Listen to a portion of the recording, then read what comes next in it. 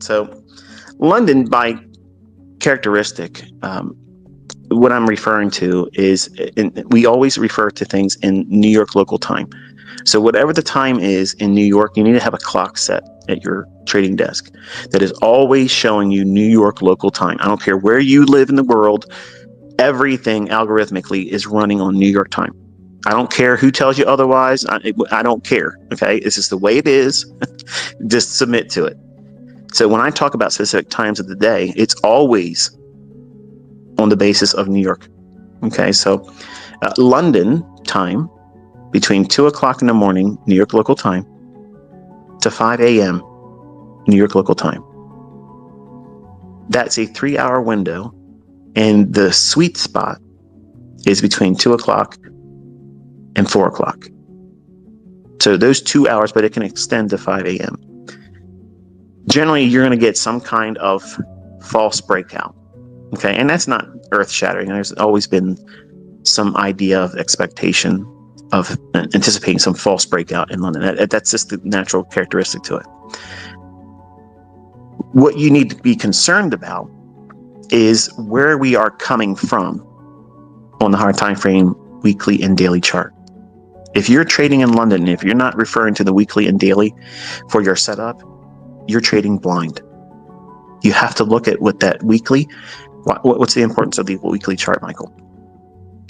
Well, I talk about how you can anticipate, not react, anticipate where that weekly chart candle that's forming, or that will form tomorrow when it starts on Sunday at 6 p.m. when all trading begins.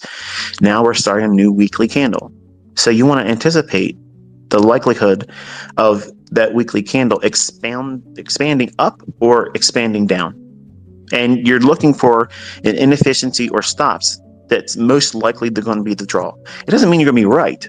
Sometimes I get it wrong. It's okay. You're going to, especially with the climate right now, we don't know what war is going to break out. We don't know if the bank's going to close over here. We don't know if, the Fed's going to do that. There's so many things that are compounding the difficulty right now. And anybody that tells you it's easy, they're lying to you.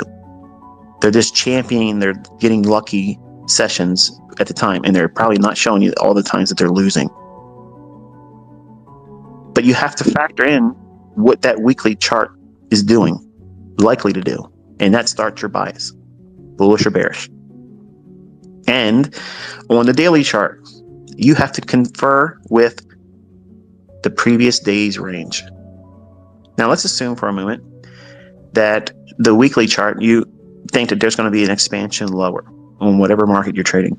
Now, this is both Forex and index futures and commodities.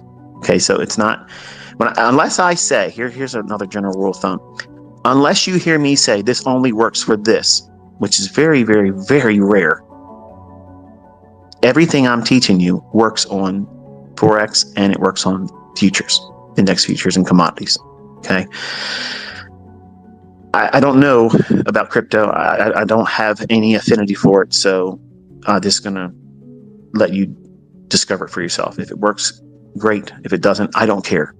I don't care either way because I'm not going to be trading any of that. So London, you're going to look at the previous day's range, and let's assume that you're looking for lower prices. You think that weekly candle is going to expand lower, and you want to look at yesterday's daily range. And it does not matter if yesterday's daily range is up close or down close. There's more advantage if the candlestick from yesterday is up close, because you want to see a move that breaks below that yesterday's low. Once it does that, that lower 0.25% or lower third of that daily range, if you are in fact correct about your analysis and it's going to go lower based on the weekly chart, your sell setup is going to form in the lower quarter or lower third of the previous day's range. Now, by itself, that's not earth shattering, but I'm going to tell you something right now. If you chase price action and you always get burned, go back and look at your losing trades and you'll see that's exactly what you didn't see. So it has to refer back to a previous portion of the previous day's range. And this is not new. This is all in my core content. I teach this in core content. But because there's so much content and you breeze through them too quick, like Netflix and chill, you're binge watching. And it's so much information. You have to watch these videos multiple times because you're not gonna have an appreciation for what I'm talking about because you haven't encountered it yet in price. And then when you start looking at it conceptually and then looking for it in old moves, then it's impactful. Then it has much more meaning to you. And then you'll learn more about using it and how it will groom you into a better analyst. You can't be a good trader without becoming first a good analyst. And so many of you just want to be a rock star trader and not know how to read markets. And it never works. That never works. That's why you get these flash in the pan, winners, but you can't hold on to them. You're like a gunslinger that just picked up a gun for the first time and you got lucky. And now when it comes time to do a duel with someone who has lived their life as a gunslinger, you get gunned down. And if you have the breath in you long enough to think about what you did, you'd be admitting, I wasn't ready for this. So in London, you're looking for false breakouts. Okay. And you want to see, now this is where you write stuff down, folks. You want to see some measure of a 15-minute or 5-minute relative equal highs inside of the range that would be in the lower third or 1/4 of the previous day's range when you're bearish. Now, some of you are like, why don't you just do this on a video? Can you just show me? Can you just listen? Because I'm explaining it to you. This is how you learn how to do it. You go into your charts looking for it. And when you find it and you do examples of logging that, and having dozens of them as examples, then it's more meaningful because you found them using these rules. Whereas if I just show you a chart, oh, okay, well, it doesn't mean anything to you. You didn't do any work to look for it. But when you see it and you study how it reacted in price after that, okay, we're anticipating that future reaction by price. We aren't reacting to price. We're anticipating price to do these specific things, which is what? If we're bearish in London, you want to look for a single high or a relatively equal highs inside of the previous day's lower 1/3 or 1/4 part of the daily range of yesterday. Whatever the yesterday is. If it's a Monday, it's Friday's daily range. Otherwise, it's whatever the previous trading day is. That's pretty simple rules, right, folks? So in between 2 o'clock and 4 o'clock, we would anticipate a rally above those relative equal highs on a 5 or 15-minute chart, whichever one's easier for you to see. Regardless, you'll see it. If you want to use a 15-minute chart as a bellwether, I use that as mine. But you can look at it on a 5-minute basis. And as it rallies above that, what's going to be resting above those relative equal highs or single high? Buy stops. And the characteristic for the London session is to run up and entice traders to chase it going long. When in fact, it's a function of running into buy-side liquidity for smart money to absorb those buy stops and be counterparty as they flood the market with buy orders. Shorts are entered by smart money there because it's a run on liquidity. It's engineered to provide a entry mechanism for smart money to go short. It takes a lot of confidence to take that type of trade because usually in London, the Judas swings are very violent and they're quick. And it feels like it's going to go up 100 pips. It's going to go up, 80 handles on the S&P. Look at this thing move, man. Wow, it's going up 12 handles. Look how fast it's moved. This thing's going to keep on going. If you feel that way, you're reacting to price. When we're looking for that to be a run real quick to get to those stops so that stops can't be pulled.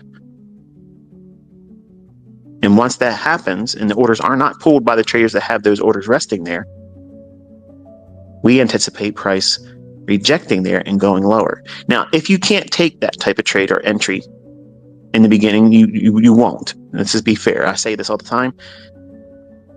Buying sell stops and selling short buy stops is one of the hardest things to do as a trader, because at the time when it happens, it's fast, it's furious, and it's scary.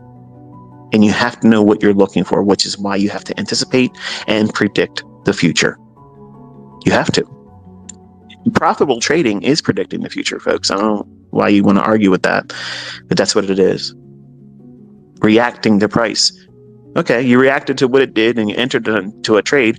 Now what? You just let whatever the wind carry you in the current without a rudder. You just, whatever happens, man. You know, stuff's all random. If that's how trading really is, the hell with that. I'm never going to do it. I would never do that. Anybody in their right mind that would go into a venture like that, risking money, saying, well, you know, you just got to see what happens. You know what that did for you when you start your demo trades, right? You get out there, let me just push the button, I'm bored. Let me see if I can make $5,000 in 10 minutes. And you lose. So you know that mentality, what it does for you. And it's not going to change with real money. Let me see what happens if I push the trade on. Boop, there it is. I got funded. I got through the portion of where we pass it. Now let me see if I can just make one of those real quick 5-figure withdrawals, because you know, if I get one of them, that'll be enough to carry me through, even knowing that I don't know how to trade. And you wrestle with all that stuff because you're trying to do stuff that you're not prepared to do. You don't know how to anticipate. You're reacting, but you call it anticipation. You may share it with the community and me that you found a trade, but you're probably not being honest about what you felt the entire time you did it. It was just that one that panned out for you. So I'm not trying to encourage that type of thing in our community or in any of my students. You need to be 100% honest. And if you're struggling, find out what you're struggling on. But having a time-based approach helps you identify where your problem areas are. If you're not trying to trade at a very specific time of the day, how are you going to be able to measure your progress? How could I fix your issues for you if I was to sit down with you? I'm not making this invitation for you folks. I'm just saying, if you were granted the opportunity to sit down with me one-on-one, side by side, right next to each other, and say, okay, ICT, here's my problem here. I'm doing this. I took a trade in London, and you know, this, that, and other thing, and then I saw this trade in New York, and I was doing this and doing that, and then you know, I made some money there, and I was like, you know, I want to go into the afternoon session. I'm going to trade the last hour in S&P, and then I lost everything. You know, what am I doing wrong? You know, number one, you're overtrading. 2, you're not being a specialist. You have to be a specialist in terms of what market you're going to trade and what time of day you're going to trade. See, in your mind, you're thinking, wow, I can trade the London session. I can trade the New York Open session. I can trade the lunch hour when they run on stops. And then I could do the PM session. And I got the 2 silver bullets in the AM session, the PM session. Good grief, I can do this. And all of a sudden you're you're top of the leaderboard of FTMO, and you're winning the Robbins Cup, and you're blowing everybody else away on social media. And I get it. I know that's what everybody wants to do. But you can't do that.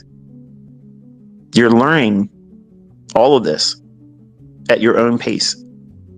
And some of you, if not all of you, are not providing the permission that you yourself require of yourself to take whatever time is necessary for you to learn how to do this.